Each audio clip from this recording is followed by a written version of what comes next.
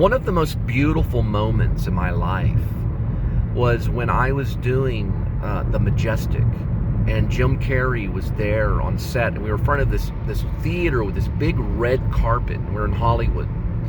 I had run away and ran to Hollywood and left my mom and my stepdad in Fort Worth, and my father in Keller. And I got there, and it didn't take long. I went to Cinex. It's kind of like I'd have to find if it was called Cinex, but it was a group of people that they could call upon for featured extra or background artist. And so I was in the Majestic, and I was on the red carpet, and we had to take these breaks because we were there for like 17 hours because Jim Carrey does many takes. It's his contract. And we could not go up to Jim Carrey, we could not talk to him, and we could not look at him in the eyes for very long, or he'd begin barking. Like,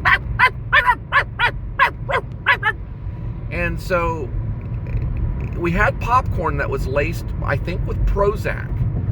And they gave it to us later when we went inside. It's a rumor if there was Prozac in that popcorn. But we were out on the red carpet, and we had to shoot this scene for the opening of the Majestic. I'm in that. It's amazing. But they took breaks, and I had to run into this gift shop. Well, I didn't have to run, but I let me cut the Lynch dialogue. But I went into my Lynch mode. No. I had to run off into this gift shop, and well, we walked off, and me and this girl actress, she was really, really pretty. She had a really nice body, dark hair, and she was kind of around during a lot of the shoot, but she was wearing like those 1950s Happy Days skirts kind of thing, you know, in the 1950s, like this. It was set in the 1950s. We had our hair cut a certain way and all kinds of stuff. So we went into this gift shop to keep warm because they called 5 minutes, or I don't know if it was 5 minutes, maybe. Watch out, vehicle stop. Shut up. They probably called a 15-minute. So or maybe it was a 20-minute or something. Darren Bont, who was directing, he directed Green Mile, and I know he directed a lot of stuff. I want to say he may even directed Shawshank Redemption, but he was that director. And he spoke to me, and he said, I like your energy. So what he said was, everybody's going to have a code word, and there was like thunderstorm, or there was like lightning, or there's like wind. And he basically had, said these code words rather than numbers. So he would be behind the camera, and he would call action, and then he would say like thunderstorm, wind, clouds, sky, and that was the keys for people to start moving, to start walking in their different areas, so he could reveal this real movie theater and stuff. And mine, I go behind the Sand Pirates of Sahara or whatever. But anyway, regardless, I had to we took a break, and I went into this gift store, and there was this light that was in there. It was one of those big lights, those huge lights that you see in Hollywood. And they had this film over it. And it was burning. The film was kind of smoldering. It wasn't really burning. It wasn't on fire, but it was, it kind of melted a little bit. It had like a chemical smell. And I was in there with that girl, and she was in there warming her hands on the light. I guess it was real cold that night, or it got cold. When the spirits came out and they entered into Jim Carrey so he could, do his magic moments of funniness and laughter and humor. He made this weird noise, like, it was kind of making fun of us.